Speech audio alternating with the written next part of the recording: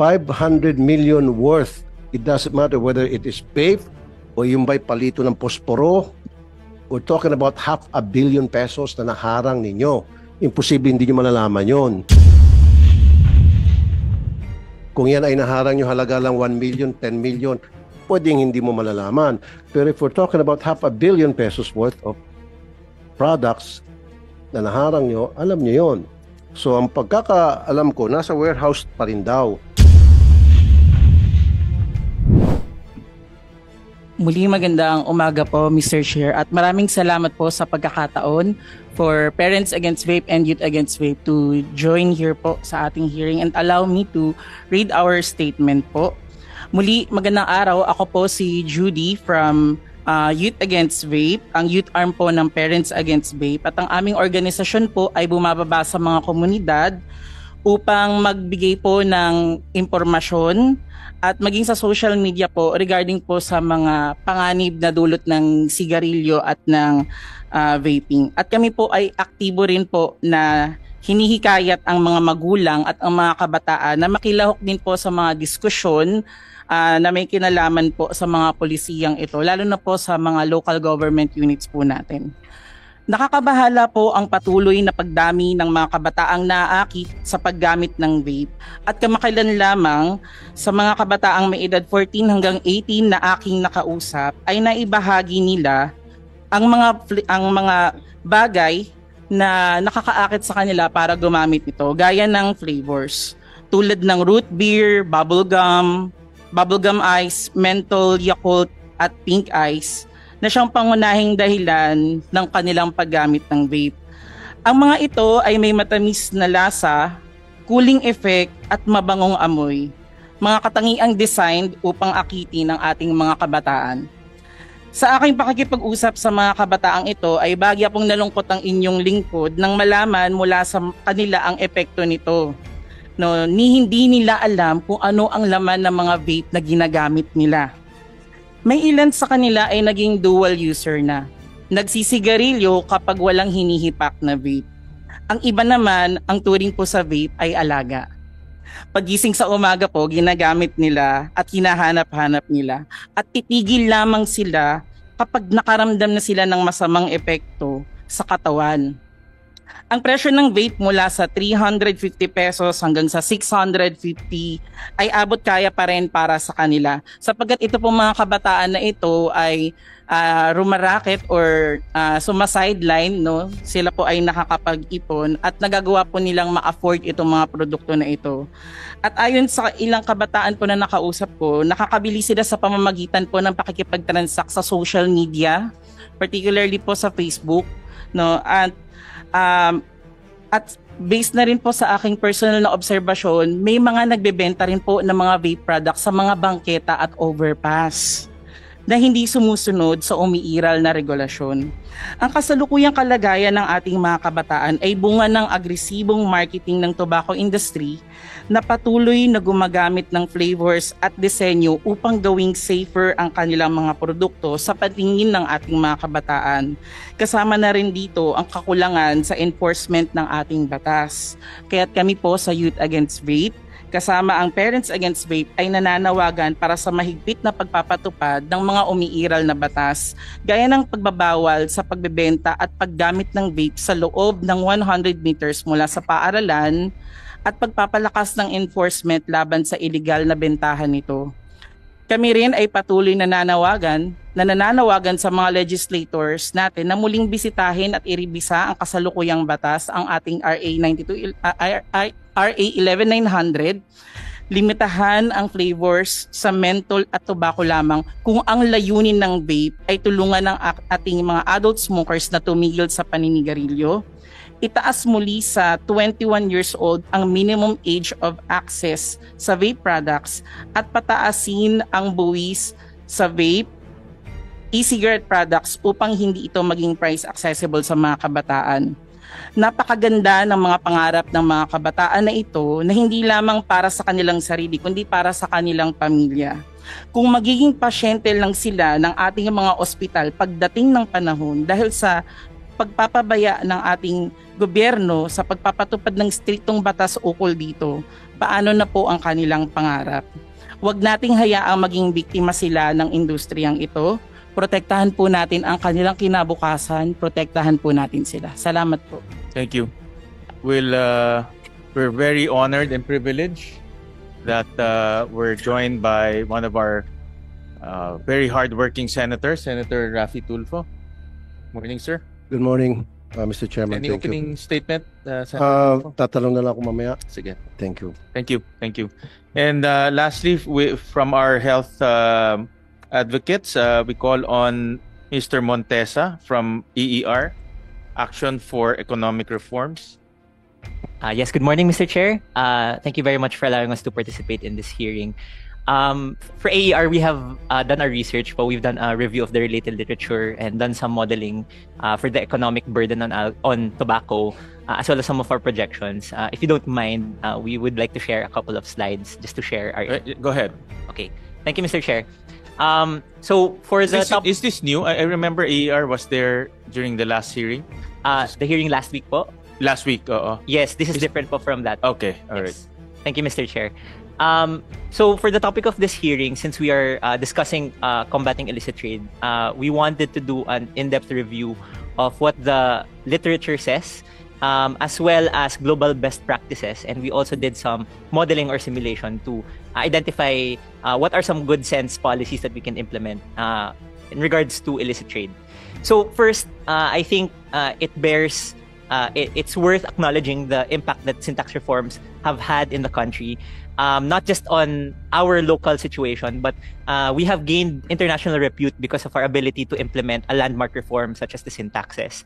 So institutions like the World Bank and the World Health Organization have recognized sin taxes as being pro-health, pro-revenue, and pro-poor. Particularly, it has raised the revenue of the effort of the country quite significantly, even if we control for inflation. For health, it has generated significant revenues for the Department of Health and PhilHealth. In fact, the combined budget of the DOH and PhilHealth has increased by 400%. And for the poor, Mr. Chair, as you can see, data from the Global Adult Tobacco Survey showed that relatively the smoking rate has decreased by over a third.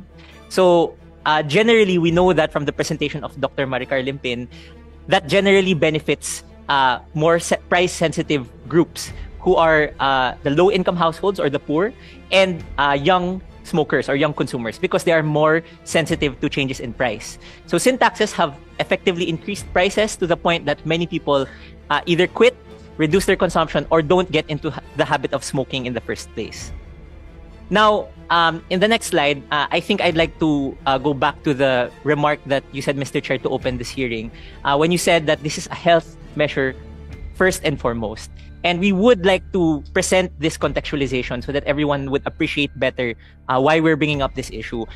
We've modeled the economic burden of tobacco, meaning we tried to weigh what are the costs and the benefits of smoking on the country. Of course, some of this was discussed by Dr. Limpin. The cost of tobacco really is how much it costs our healthcare system, the burden on our healthcare system to treat the people who contract illnesses and diseases that are born out of tobacco use. There is one metric from the Global Burden of Disease in 2021 that attributes around 88,000 deaths every year to tobacco use. One other metric that we would like to show from the same study is the concept of a DALY, or a disability adjusted life year. So one DALY represents the loss of the equivalent 1 year of full health.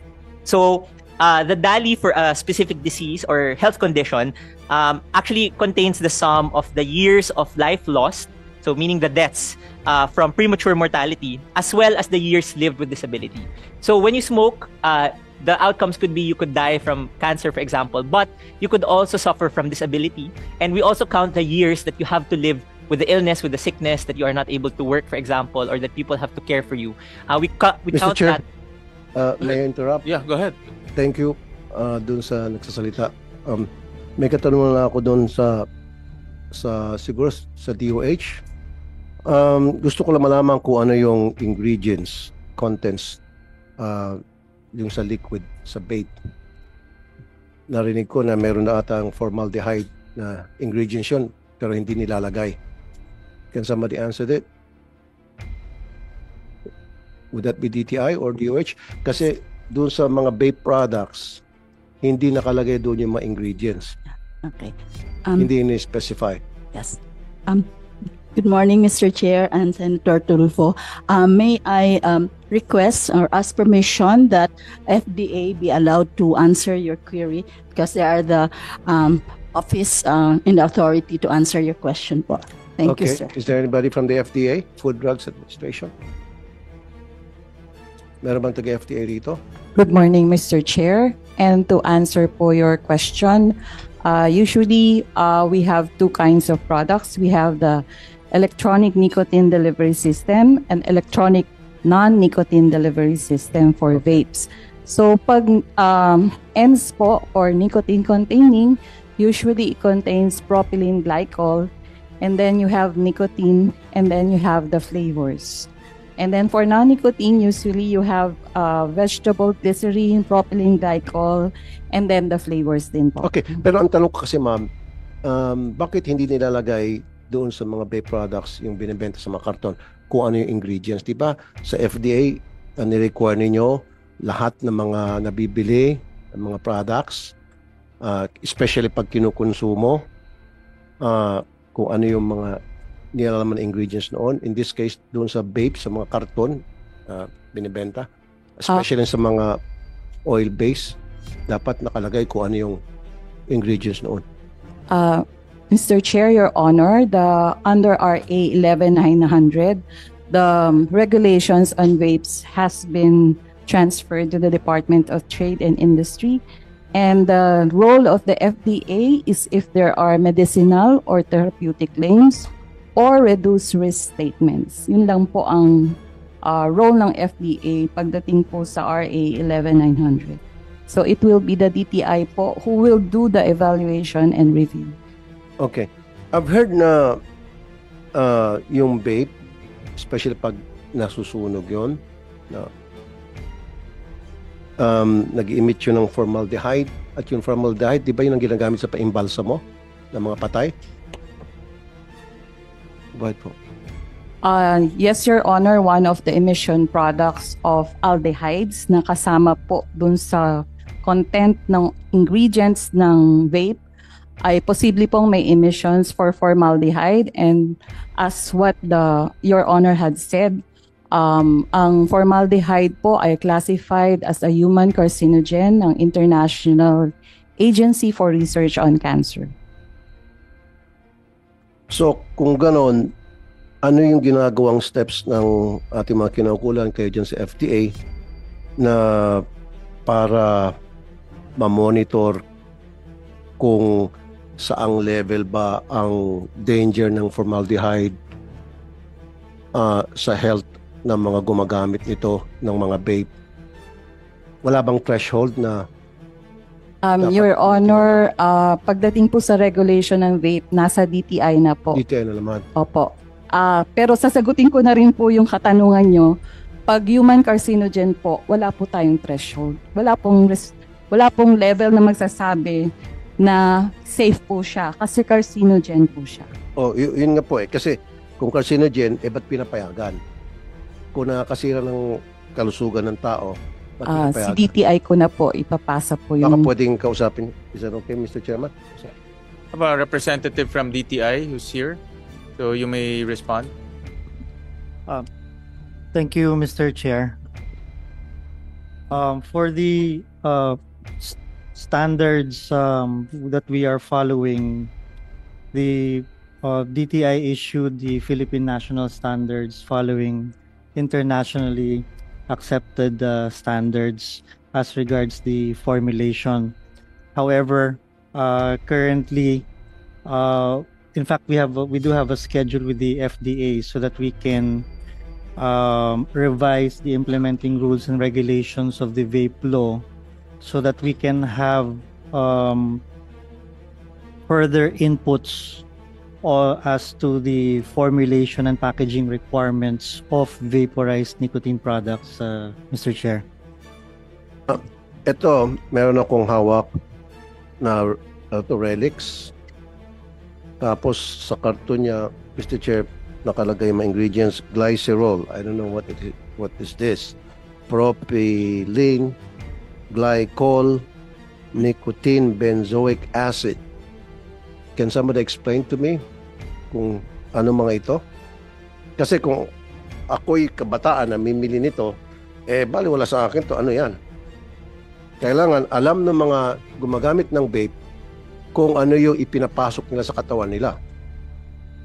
Dapat mayroong information dissemination campaign ang ating mga taga-TTI o FDA to tell them the risk of using vape.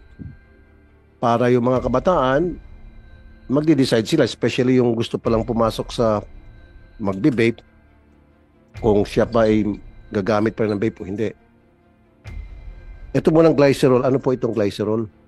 Ang glycerol po ay yung base ingredient po ng nicotine. Okay. Ay ng electronic nicotine liquid po. So kasama po siya sa ingredient para po ma-vaporize po yung product po natin. Yung propylene Opo. glycol. Propylene glycol and Propylene. glycerol po, or vegetable glycerin po. Okay. Ano po ito? Ito po ay isang ingredient po para po mag-vaporize po yung produkto po. Yung Na- benzoic acid. Yung benzoic acid po, ina-assume ko po na yan ay nicotine salt. Kaya po may benzoic acid para po ang sinasabi po nila ay hindi masyadong maging harsh sa lalamunan po ang paglanghap nitong nicotine product na to. Okay. So ngayon, sa DTI, ano ba ang ginagamit na water base sa mga vape? Is that salt, Nick, or free base? Thank you, Mr. Chair. During the previous, let me just answer first, Mr. Chair. Right now, it's a free base. What we issued the PS licenses for are only for free base. Now, during the last hearing, before the hearing ended, I mentioned that we released PS licenses for 2 brands that contain nicotine salt, but upon review, the applications for the nicotine salt products did not push through, and so what we only have now are vaporized nicotine products that use free base and not nicotine salt. Yeah, medyo segue muna ako ng konti from sa health issue, sa taxation, and then sa smuggling. Anong ginagawa ng Bureau of Customs dun sa mga nahuli ng mga vape products? Sir, sinisira po namin. Sinisira? Opo. Sigurado po kayo? Yun po yung instruction ng aming commissioner, sir, at yun po yung Hindi nasa nga, regulation. hindi nga po, walang biruan. Opo, yun po ang report sa amin ng Okay, kasi I've received information, I think last year, worth 500 million of vape products ay naharang ng Bureau of Customs. You know about that? Opo. Hanggang ngayon nasa warehouse at nakapagbayad na yung may-ari, pero iniipit pa rin dahil nag-aantay, may inaantay ata yung mga taga Bureau of Customs. Your Kung Honor, ano yung inaantay, hindi ko alam. Siguro kayo alam nyo. Your Honor, pwede pong malaman yung details ng i-confirm ko po sa amin. Siyempre, sir, 500 million worth, it doesn't matter whether it is vape o yung ba'y palito ng posporo. We're talking about 500 million pesos na naharang ninyo. Imposible hindi nyo malalaman yon. Kung yan ay naharang nyo halaga lang 1 million, 10 million, pwedeng hindi mo malalaman. Pero if we're talking about 500 million pesos worth of products na naharang nyo, alam nyo yon. So ang pagkakaalam ko, nasa warehouse pa rin daw. Kasi baka mag-expire na after a few months, dalawang nangyari, and then I need to talk to DTI. May hinihintay ang Bureau of Customs. Kung sunugin nyo na agad. Yes, Mr. Chair. Sunugin nyo na agad. Yes, Mr. Chair. We Kasi will... the fact na pinatagal nyo mag-isang taon na doon sa warehouse, parang meron kayong iniisip na plano. Di ba sabi mo, sinusunod agad? Okay, sige, pag nakahuli kayo ng kontrabando, sinusunod niyo agad within a certain period of time? How many days, how many weeks? Tinatapos lang ho yung proseso na legal. Usually, how long would it take the process? Sa regulation po namin, 30 days yung timeline po for the legal process to be finished, sir. And then pag wala naman pong appeal sa higher courts, then doon na po kami nag-resort to, tinatawag po doon rendering, which is the destruction of these items. Okay. This is what I want you to do, sir. I-account nyo sa publiko kung ano-ano yung mga vape products na inyo pong naharang since 2 years ago. And what did you do with that? And then, kung sabi nyo ay sinunog nyo, sino po yung mga witnesses na naroroon habang sinusunog po yung mga vape products na yon? Okay po yun? Opo, Mr. Chair. Okay. Magkano po yung kinukolektang tax ng Bureau of Customs? Ang excise tax po na equivalent sa vape, depende po dun sa laman nung vaporized product. So sa isang millimeter po ng liquid na yan na equivalent po dun sa nicotine na nakukuha sa isang pack ng sigarilyo, umaabot po ng about 60 pesos na excise tax po. 60 pesos. Opo. Okay. Paano natin malalaman na yung mga vape na pumasok ay nakapagbayad ng excise tax? Dapat po meron silang stamp po na ini-issue po ng Bureau of Internal Revenue. Meron din pong ini-issue ang Bureau of Internal Revenue na authority to release imported goods po. So, ano nangyari sa mga vape products na walang stamp tulad nito? So, smuggle to? Yun po ang presumption. Kinakailangan pong pag wala pong stamp yan, maaari pong hulihin sa merkado yan at i-seize po. E di gumala-gala na kayo sa merkado at maraming mga walang stamp. May mga continuous operation po kami jointly with the Bureau of Internal Revenue. So, ano nangyari po dun sa inyong continuous operation? Meron mo ba kayong pinapalabas na press release sa media na nag-ikot kami at ito yung mga nahuli namin at ang halaga ay ganito? Bakit wala? Ang alam ko po, ang BIR meron po. I-check ko po sa amin, sir. Ang alam ko BIR, meron din po. BIR here? Meron? Okay, BIR, gumagala-gala daw kayo, continuous na paggagala at nanghuli kayo. Nasaan yung mga huli ninyo? Good morning, Mr. Chair. Yung mga huli po namin nasa mga warehouses po namin kasi Warehouses naman. Isa po dun kasi sa concern namin, sir, when it comes to vape. Yung kung saan, kasi may mga battery yan, sir. Paano i-dispose yung battery niya, which is usually lithium ion or nickel something. Can you give us an accounting of all those vape products na hindi nakapagbayad ng tax, Meron po excise tax, at nasaan sila ngayon at ano nangyari and how much? Kasi tahimik kayo eh. Sabi nga nitong si Bureau of Customs, kung tuloy-tuloy pag-iikot-ikot ninyo, pag-raid or if you will call that raid sa mga establishmento na nagtitinda ng vape na hindi nagbabayad ng excise tax. And yet, hindi nyo dinideklara yung performance ninyo, yung naging output ninyo. Tahimik kayo.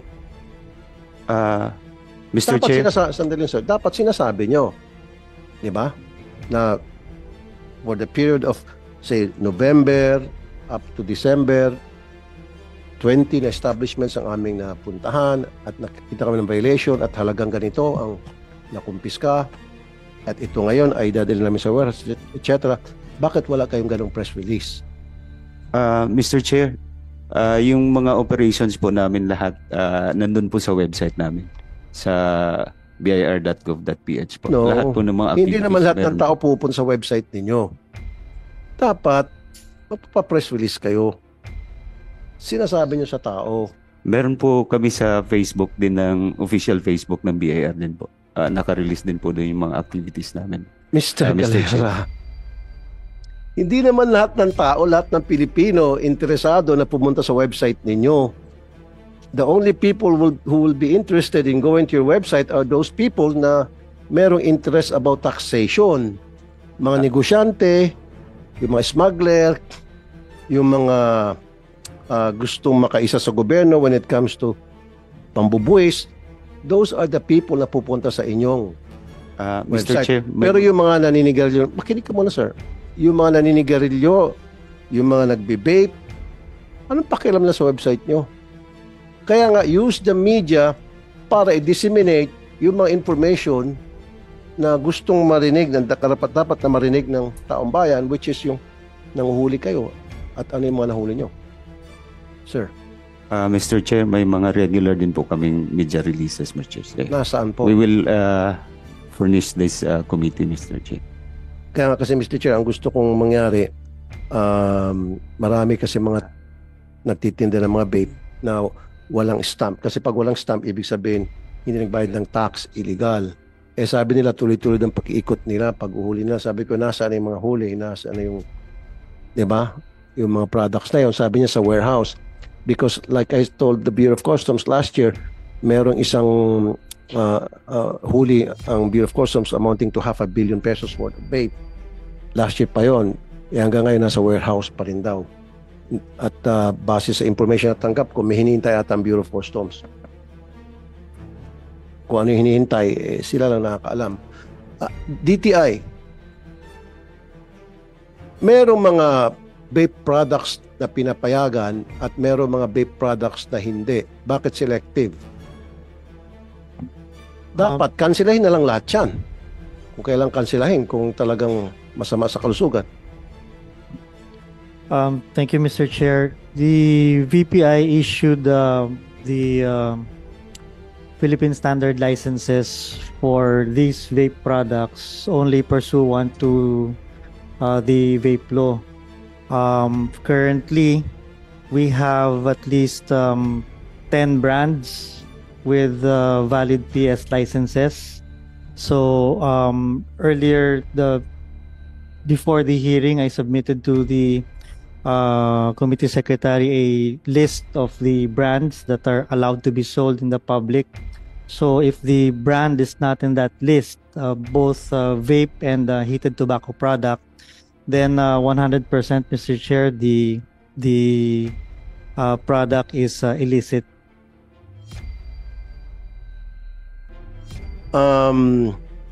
Wala akong pinapaboran na vape products dito. Actually, para sa akin, mas maganda tanggalin ng lahat yan eh.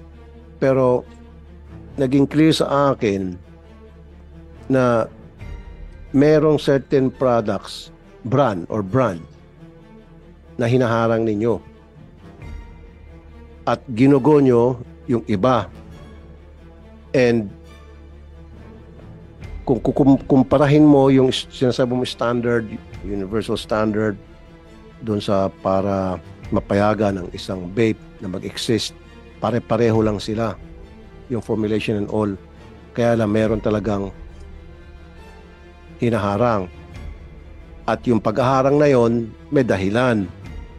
At kung anong dahilan, sa magkano kadahilanan siguro. Mr. Chair, I confirm po na meron po kaming hinaharang at hindi po kami nag-issue ng PS license because when we received po yung kanilang toxicological risk assessment report, mataas po yung formaldehyde level base po dun sa international standard. So hindi po namin ini-issue yun. I also confirm na meron din po kaming mga brands na sinuspend dahil po dun sa pag-iikot po namin. These brands did not comply with packaging requirements. Under the vape law po, meron po tayong 3 packaging requirement.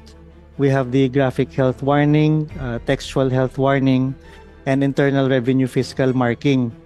Yung pong mga brand na nasuspend po namin, wala po silang internal revenue fiscal marking o yung tinatawag po natin na tax stamp.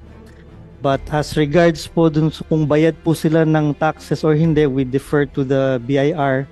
Ang sa amin lang po is meron po bang tax stamp o wala because yun po yung packaging requirement ng vape law. So dahil wala silang tax stamp, so kinancel na po yung kanilang karapatan na makapag-import, makapasok ng vape dito sa Pilipinas. Hindi po kinancel, Mr. Chair. Naka-suspend po at meron po tayong pending formal charges before the Very good. Fair Trade Enforcement Bureau. Very good. po. Then I need to see yung development doon sa pag-file ng formal charges. Kung yung paggulo ng kaso, saan naka-file, when, at ano ng status. Gusto ko yung ganon. We will submit, Mr. Chair. Yes. Sabi ni Senator Ralph Recto, 17 billion pesos ang halaga ng buwis ang nawawala sa gobyerno mula sa mga vape products.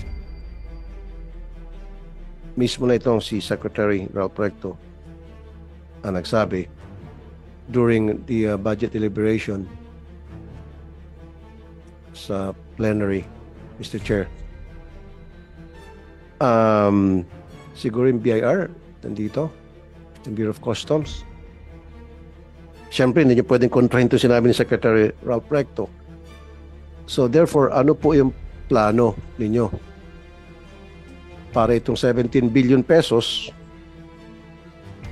na nawawala, ipapasok na sa mga susunod na panahon? BIR? Mr. Chair, yung plano po sa BIR moving forward, kaka-evaluate lang po namin yung unsolicited proposal sa PPP Center, yung track and trace system, Mr. Ano po? Chair. Track and trace system. Track and trace? So ito po yung mas advanced na pag-trace doon sa mga excisable products, particularly itong sigarilyo at saka itong vape. So how do you track it, sir? Can you explain it to us? Meron po tayong system. Ito po, proposal pa lang po under sa PPP Center. Paano nga po? Yung mula pa lang sa pag-manufacture hanggang sa doon sa retail hanggang sa pagbenta, matitrace ng system kasi may geotagging siya, Mr. Chair. So matitrace kung sino yung bayad. Kung saan nag-origin yung vape, is that what you're saying? Yung produkto po na excisable, sigarilyo or vape. Kaya nga, paano kung in-smuggle yun? Paano yung kung lusot? Kaya madaling ma-determine kung legit or hindi bayad yung equivalent na excisable na excise tax, Mr. Chair. No, sir. Ibig sabihin, katulad nung pumasok na $500 million worth of vape, kung hindi naharang yon, so lusot sana yun at hindi sana nagbayad ng buwis yun. So doon, anong plano nyo sa smuggling para masiguro na lahat ng vape products na pumapasok, lahat ng brand, kailangan magbayad ng buwis? Kasi sir, yes, Mr. Chair. maraming kumakalat eh. Ito pa nga, walang stamp ng BIR. Ngayon mag-ikot-ikot ka marami. Pumunta sa mga tindahan. Walang stamp ng BIR, no? Para sa excise tax. 'Di ba? So, sabi mo meron kayong tracker? Yun yung moving forward, Mr. Chair, yun yung system na gagamitin natin. Hindi na dito yung traditional na stamp system, kundi yung track and trace system na po. Okay. Tulad ng mga na-recommend ng mga health advocates. Okay, sige. Kunyari, pagpasok ng vape sa isang container and then nag-declare yan na vape kung sa amang bansa nang galing. And then, anong gagawin ni Bureau of Customs, sir? Ang first step? First step, sir, meron dapat po siyang permit galing sa Department of Trade and Industry. DTI, okay. Opo. And At the second step? usually po meron na dapat nakaakibat na stamps po yan, no, na nakabit. Ibig sabihin ho, hindi ho po pwedeng dito lang nila ikakabit yung stamps. Ibinibili na po dapat nila yan in advance. Kinukuha na nila yan sa Bureau of Internal Revenue. Ikinakabit na po yan dapat sa mga produkto. No, kasi pagpasok niya sa container galing sa ibang bansa, ibig sabihin may stamp na agad? Yun po yung regulasyon dapat, sir. Dapat po talaga advance ang... So, sino naglalagay ng stamp? Usually po pinapadala na nila yun sa supplier nila at ang supplier nila dapat ilagay na po yung stamps na yun dun sa mga produkto na yun. Okay, yung supplier na mismo maglagay ng stamp. Opo. Kung ganon, bakit may mga vape na walang stamps? Sir, ito po kasing sistema na to pinatupad lang nung June 2024. Maaari po may mga old stocks na ganyan. Hindi rin po namin dinidiscount na baka meron mga pong nakalusot. Kaya po, ang ginagawa naman po ng Bureau of Customs, we conduct letters of authorities po, no, yung aming mga visitorial powers in-exercise po namin sa mga bodega. In fact, sir, for 2024, 48 seizures po yung aming nagawa.